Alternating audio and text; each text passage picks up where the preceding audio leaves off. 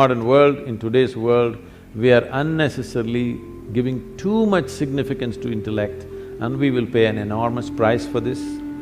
You will come to a place where you'll know everything, but you'll know nothing of life significance. Really. Today you will see this happening to children.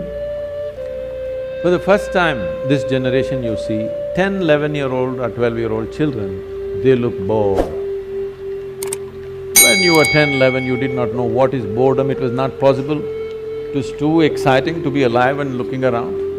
You will see 10, 12-year-old children all looking bored because they've seen the cosmos through their phone screen. They know it all. And especially in the Western countries, you will see this happening at 8, 10. They're really bored, you will see in the school buses, they're all bored. Because by the time you're 12, you already had one love affair, you know what is a break, you know how to all this recover from that, you tasted alcohol, you've seen this, probably you've gone into all kinds of physical things, and you know the cosmos, what more? By the time you're 15, there's really no purpose for you to exist for many of them. You should not be surprised if this culture continues. I'm not saying this is a prediction, it is something that I see beginning to happen. In another 50 or 100 years' time, if 25 to 50% of the people commit suicide, you should not be surprised because life needs some exuberance. If too much information happens to you without experience, that exuberance will be gone and a false sense of knowing becomes so strong in you. This is the danger of intellect, because intellect wants to dissect everything. Intellect is like a scalpel, the sharper it is, the better it is, it wants to dissect and know. Dissection works with some things, not with all aspects of life. So life cannot be known by breaking it up. You can know physical things by breaking it up. You cannot know life by breaking it into pieces, but this is the nature of the intellect. The whole modern science has evolved from human intellect. Because it's produced technological benefits, you can't argue against it. They think they're scientists, they know nothing about science. They're just enjoying their iPhone.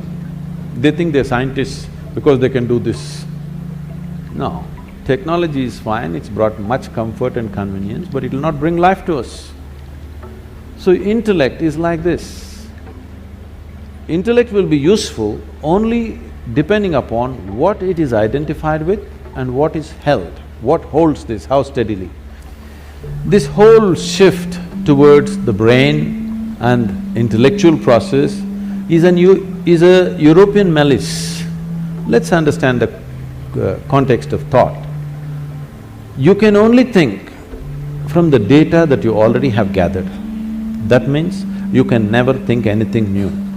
You can recycle it, you can rehash it, you can produce permutations and combinations of it, but you cannot think something absolutely new.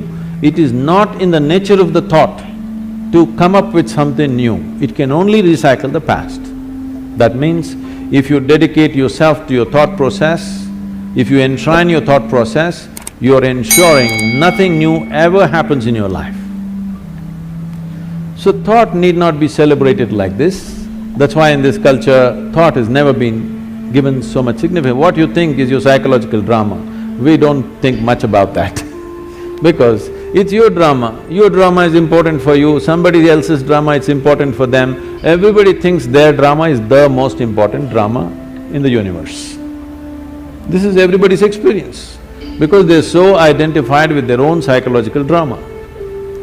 This psychological drama should not determine the nature of your life because this is just a small happening compared to the life process.